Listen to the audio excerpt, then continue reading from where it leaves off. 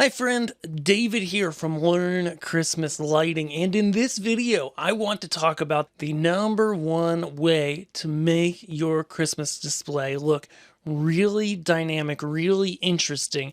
It's my number one sequencing tip to make things look really great. Okay, it's both a sequencing tip actually and a layout tip as to how you lay out your show, how you put things in the space, and how to really make things pop, really make things interesting and cool. Okay, so it's 2021. Excited for this year's Christmas lights and diving in through some of my sequences from last year, just looking at things here. The concept that I want to talk about today is what we call dynamic range. Okay, what is it? Maybe you've heard me talk about this before, maybe not. Okay, and simply put, all dynamic ranges is, when we talk about dynamic range, what we mean is the difference. It actually comes from audio, and in the world of audio, it means the difference between the quietest part of a song or a show or whatnot and the loudest part is the dynamic range. It's usually a number of decibels. Okay, when we bring it into our Christmas light show, what this means is, okay, the difference between how many lights we have on during a slow part of our display versus a very upbeat part, the most intricate, the most upbeat, the most energetic parts of our display. The difference between the two is our total dynamic range. And the bigger we make that range, the bigger we make the difference between those smaller parts of the show and the really big parts, the better the big parts look. In fact, you don't even need to have that big of a display to make this happen. You just need to have that contrast, that difference. Let's look at a couple examples.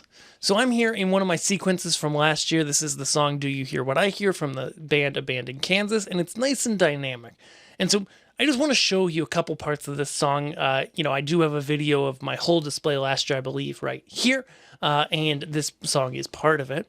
But let's just show you. So this song starts off really chill. I like it because the song has those dynamics, right? You can't, when we talk about dynamic range in our show and of the lighting, you can't really like manufacture it if it's not there in the song, if there's not dynamics, okay? Because there's some Christmas songs, some older ones and whatnot, that really don't have a lot of dynamics, and, that's just how it is.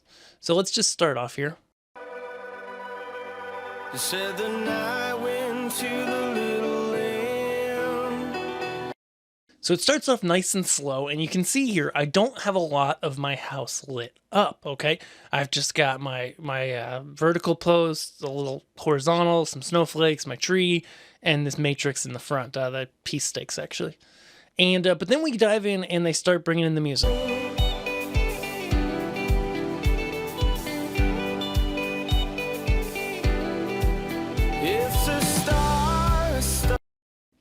So they go from almost a chorus-like level of energy back down slow. And when we're talking about dynamic range, there's really two ways to really make that interesting. Okay, the first is, as you notice, turning on more lights versus less lights. I go from my my verse parts, way up in the where there's just a few lights on, to my chorus parts. Where is it?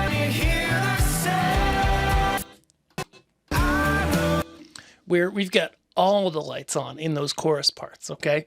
And that's the difference between the two. The other thing we're going to see is the amount of movement. So when I'm in the slower parts, I offer very slow movements, very low amounts of movements. Like here was another one, there was the one with the balls right over here.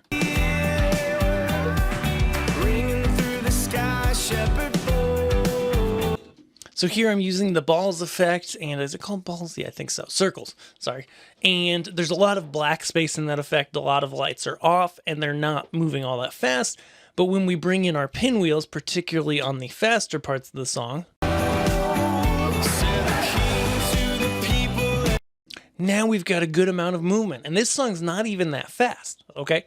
And so what this does for us is it really allows us to have that difference between different parts of the song and really emphasize those. I'm going to pull open yet another song here. I'm trying to think of what would be good. I got to remember what last year's show looked like.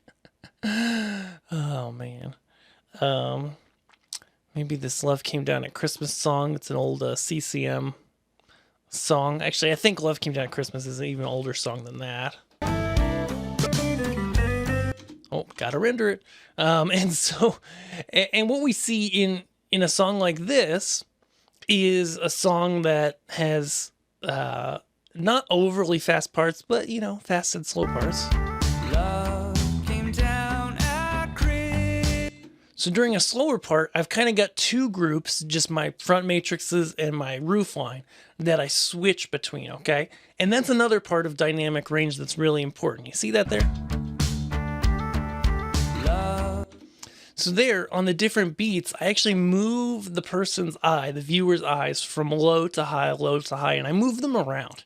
And that's another aspect of dynamics, of dynamic range, that you can really use. In fact, you can use the depth of your property, whether that be just like here from the lower part to the upper part, or also from, the front, the closest to someone in the yard, to the house, which for some people is a pretty big distance, then to the roof of the house, right? It depends on your land and how things lay out, but this gives the ability, whether you're going left, right, up, down, foreground, background, to move people's eyes and to really match the music in different ways and to keep it feeling fresh.